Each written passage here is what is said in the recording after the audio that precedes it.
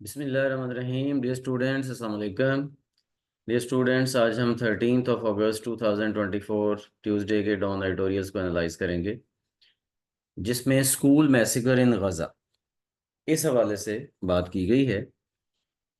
और बेसिकली ये एक बहुत सैड स्टोरी है कि इसराइल ने एक ऐसा स्कूल, बच्चों का स्कूल था कि जहाँ पे 2400 लोगों ने, जो डिस्प्लेस्ड पैलेस्टीनियंस थे, जो गज़ा सिटी को छोड़ के आगे जा चुके थे, वहाँ पे एक स्कूल पे 2400 लोगों ने पनाह ली हुई थी, तो उसके ऊपर डायरेक्ट अटैक किया है इसराइल ने और 100 लोगों को वहाँ पे मारा है। और जो वहाँ पे स्टोरीज़ हैं वो बहुत ही दिलखराश स्टोरीज सामने आई हैं कि लोगों के जो बॉडी पार्ट्स हैं वो बिखर बिखर के इधर उधर पड़े हुए थे और किसी को कोई पहचान नहीं थी, और बहुत ही सैड स्टोरीज। और ये कहा गया कि जिस तरह से पाकिस्तान में आर्मी पब्लिक स्कूल पे अटैक हुआ था और 140 लोगों को मार दिया गया था, इंक्लूडिंग चिल्ड्रन, और आज से 10 साल पहले है, लेकिन आज भी वो वाक़या ताज़ा है हमारे जहनों में। वैसे ही ये ऐसा वाक़या है कि जो हमेशा याद रहने वाला है। वैसे तो दास्तानें जो इजरायली जो जीनोसाइड है उसकी तो दास्तानें बहुत ज़्यादा हैं, लेकिन ये एक वाक़या है जो बहुत याद रहने वाला है और बहुत दिलखराश वाक़या है। और तल अवीव जो है, उसने बग़ैर किसी हीलो हुज्जत के, मतलब जो इजराइल की गवर्नमेंट है उसने ये कहा है हमने जो हमास के जो टेररिस्ट हैं उनको अटैक किया है, हमास के जो फाइटर्स हैं उनको अटैक किया है। हालांकि इसकी उन्होंने कोई उसका रीज़न नहीं दी, और निहत्ते शहरियों के ऊपर उन्होंने अटैक किया है। और यूएस और कतर और इजिप्ट, ये तीन कंट्रीज़ कह चुके हैं कि अमन के मुज़ाकरात होने चाहिए, ट्रू स्टॉक्स होनी चाहिए। और इसराइल ने उसके ऊपर आमादगी भी जाहिर की है और उसका हिस्सा भी बनने को कह रहा है। लेकिन साथ ही अगर वो ये अटैक कर रहा है तो इसका मतलब ये है कि इसराइल सिर्फ और सिर्फ अपना टाइम गेन कर रहा है, इसके अलावा और कुछ नहीं कर रहा। और दूसरी तरफ जो बेंजामिन नेतन्याहू है, जो प्राइम मिनिस्टर है इसराइल का, वो इस आग को इसलिए भड़का रहा है और ज़्यादा भड़काता जा रहा है और इसको पूरे मिडल ईस्ट तक ले जाना चाहता है, और ईरान तक भी ले जाना चाहता है, और ईरान को इसमें इन्वॉल्व कर रहा है। ईरान के सदर को मार दिया, ईरान के मेहमान जो हमास के हेड थे इस्माइल हानिया, उसको मार दिया, सिर्फ और सिर्फ ये इम्प्रेशन देने के लिए, और ये बल्कि ये कोशिश करने के लिए कि ये किसी तरह से आग फैले, ये भड़के, और ये पूरे मिडल ईस्ट को अपनी जद में ले, ताकि उसको इसराइल को आगे बढ़ने का मौका मिले। और जो बेंजामिन नेतन्याहू है, जो प्राइम मिनिस्टर है, उसको अपने इक़्तिदार को तूल देने का मौका मिले, और वो ज़्यादा से ज़्यादा फैला के फिर वो ये इम्प्रेशन दे कि जी इतने सारे कंट्रीज़ जो हैं, मतलब वो खुद आपको फैला रहा है। लेबनान पे भी उसने हमला किया है, उसने ईरान पे भी किया है, लेकिन वो इसलिए फैला रहा है कि फिर वो ज़्यादा कंट्रीज़ आएँ, उस पे अटैक करें, और वो ये कहे कि जी हम तो इतने सारे कंट्रीज़ के ख़िलाफ़ अपना अपना जो है वो बचाव कर रहे हैं। तो ये जो एक सिचुएशन है ना, ये बहुत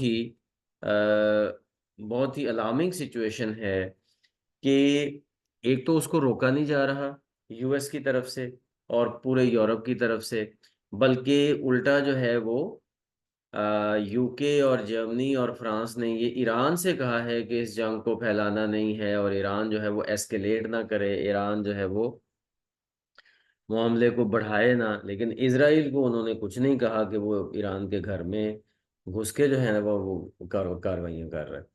तो इस तरह से ये जो मामला है, ये अभी फ़िलहाल तो किसी भी पीस की तरफ, अमन की तरफ जाता हुआ नज़र नहीं आ रहा। और हो सकता है जिस तरह के इसराइल के जो है ना वो कार्रवाइयाँ चल रही हैं, हो सकता है ये वाकई जंग फैल जाए। और अगर ये जंग फैल जाती है तो फिर तो ये पूरा मिडल ईस्ट क्या, शायद पूरी इंटरनेशनल कम्युनिटी इसमें इन्वॉल्व हो जाए। और इंटरनेशनल कम्युनिटी इन्वॉल्व होने का मतलब ये है कि फिर पूरी दुनिया ही इसमें इन्वॉल्व हो सकती है। तो इसलिए ये बहुत ही खतरनाक चीज़ सूरत हाल होगी, जो कि जाहिर है कि बिल्कुल भी दुनिया के लिए अच्छी नहीं है। और यहाँ पे लग ये रहा है कि जो इसराइल की खामोश जो हिमायत चल रही है अमेरिका की तरफ से, तो शायद यूएस भी ये चाह रहा है कि ये जंग फैले। और इसमें अब स्टूडेंट मैं ये अपना एक तज़िया दे रहा हूँ कि ये इसलिए चाह रहा है, यूएस इसलिए चाह रहा है कि ये जंग फैले और दुनिया के काफ़ी सारे कंट्रीज इसमें किसी ना किसी तरह से जंगी तौर पर या सियासी तौर पर या सफारती तौर पर किसी ना किसी तरह से इन्वॉल्व हो जाएं। इसलिए ताकि जो उन कंट्रीज के अंदर अपना असर और रसूख है वो इस्तेमाल करके चाइना के बढ़ते हुए इन्फ्लुएंस को रोका जा सके। क्योंकि चाइना का इन्फ्लुएंस आहिस्ता आहिस्ता बढ़ रहा है और एक लंबी और हैवी किस्म की जंग ही है जो कि चाइना की इस को रोक सकती है या स्लो कर सकती है। जो ये जो इकोनॉमिक इम्पैक्ट जा रहा है चाइना का पूरी दुनिया पे, उसकी मैं बात कर रहा हूँ। खैर इस पे बात हम बाद में भी डिटेल में करेंगे, आगे मेरे आने वाले जो लेक्चर्स हैं, ideas for current affairs and ऐसे राइटिंग, उसमें ये प्रॉपर एक लेक्चर की तौर पर मैं इसको लेके आऊँगा। अगर हम इसमें देखें तो मैसेकर एक वर्ड है जो कि बड़ा यूज़ हुआ है इसमें, कत्ल वारत, कत्लेआम, एट्रोसिटी, कत्ल वारत, जुल्म तशद्दुद। अनलीश का मतलब होता है छोड़ना, रिलीज कर देना। और नॉन कम्बेटेंट जो है वो निहत्थे शहरियों के लिए कहा जाता है जो कि गैर मुसल्लह होते हैं। और रेटरिक का मतलब बयानिया, नैरेटिव, ये पहले भी मैं पॉइंट आउट कर चुका हूँ। आगे चलते हैं तो बॉटमलेस पिट, सेकंड एडिटोरियल है बॉटमलेस पिट। और ये जो सेकंड एडिटोरियल है, ये जो हमारे प्राइवेटाइजेशन मिनिस्टर हैं अब्दुल अलीम खान, उनके बयान, उनका ये बयान कि जी पीआईए जो है वो उसको अब जो है वो $3 बिलियन लॉस का तकरीबन सामना है, यानी कि 830 अरब रुपए। और ये इतना लॉस बनता है कि ये कहा जा रहा है, इस न्यूज़पेपर एडिटर ने ये एस्टिमेट लगाया है कि ये जितना लॉस बन रहा है वो सिर्फ 1 मिनट, एवरी मिनट, 1 मिनट का अगर लॉस काउंट किया जाए ना, तो एपीआईए का 1 मिनट का लॉस उतना बनता है कि जितना एक महीने की बेनजीर इनकम सपोर्ट प्रोग्राम में 30 फैमिलीज का स्टाइपेंड बनता है।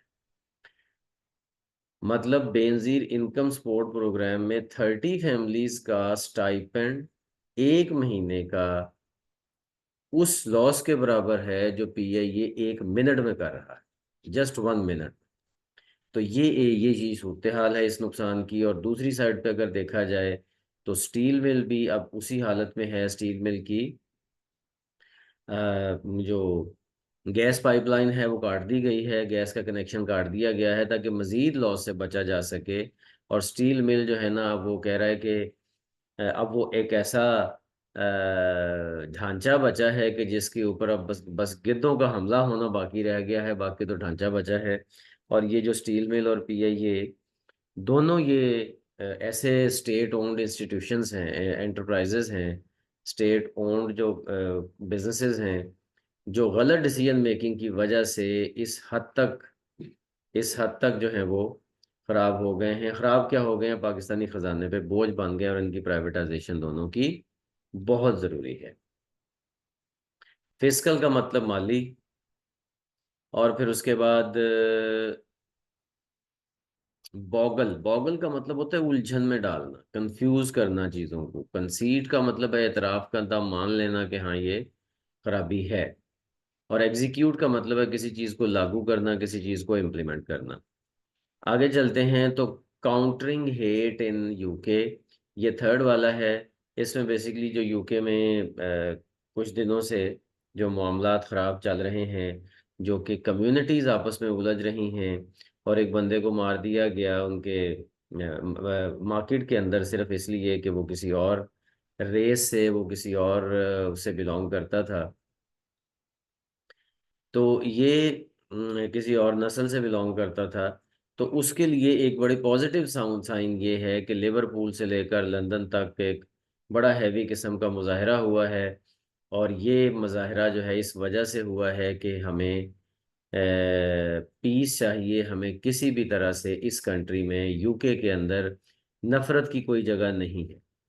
यूके के अंदर बिल्कुल नफरत की कोई जगह नहीं है। इसलिए ये मुजाहरा किया गया, और ये एक तरह से उन लोगों की तरफ से मुजाहरा किया गया है जो कि जो वाइट पॉपुलेशन है, और जो कि जिनकी वजह जिनकी समझ लें, जिनकी तरफ से कुछ शायद ये कोई ऐसा एक्टिविटी जो है ना वो एक्सपेक्टेड थी कि शायद ये मामला मज़ीद ख़राब हो, लेकिन उन्होंने अमन के लिए मुजाहरा किया है। और ये जो नस्ल परस्ती की बुनियाद पर एक दूसरे को मारना है ये, या बयानबाजी करना है, ये इंतहाई ख़तरनाक है। और पुलिस को जो है वो जितने भी ये क्रिमिनल्स हैं या राइटर्स हैं, उनको सबको इंसाफ के कटहरे में लाना चाहिए, और इस तरह से एक जो मुल्क है उसके अमन को ख़राब नहीं करना चाहिए। अच्छा, अब इसमें अगर हम देखें, डिफाइंस का मतलब होता है खिलाफ वर्जी करना। फिर उसके बाद सॉलिडेरिटी, यकजहती। हाँ, जीनोफोबिक या जीनोफोबिया। जीनोफोबिया होता है नस्ल परस्ती। और ऐसा मतलब जीनोफोबिया का मतलब ये होता है कि दूसरे कंट्री या दूसरी नस्लों के लोगों से अपने आप को खतरा महसूस करना, और उनका एक ऐसा खौफ दिमाग में बिठा लेना कि ये हमें नुकसान पहुंचाएंगे। अब चूंकि यूके की एक बड़ी ओपन किस्म की नेशन है, पॉपुलेशन है, हर तरह के लोग उसमें मौजूद हैं। उसमें वाइट पॉपुलेशन तो बेसिकली है ही है, उसमें ब्राउन पॉपुलेशन भी है, उसमें कॉकेशियन भी है, उसमें ब्लैक पॉपुलेशन भी है, सब लोग हैं उसमें। तो इसलिए ये जो कहना कि जी कोई मतलब अपना कोई जगह है इसमें इस नस्ल परस्ती की, तो ये ऐसा नहीं होना चाहिए। यूके की सोसाइटी बड़ी ओपन किस्म की सोसाइटी है। तो जीनोफोबिक भी इसी नस्ल परस्ताना चीज़ों को बोलते हैं। डिटेस्टेबल का मतलब काबिल नफरत, और इंटिमिडेट का मतलब होता है डराना, धमकाना, वार्न करना। इनटॉलरेबल, नाकाबिले बर्दाश्त, ये भी एक अच्छा वर्ड है जो आप यूज़ कर सकते हैं अपनी राइटिंग्स में। तो आज के डिस्कशन में इतना ही, मिलते हैं नेक्स्ट डिस्कशन में। अल्लाह हाफिज।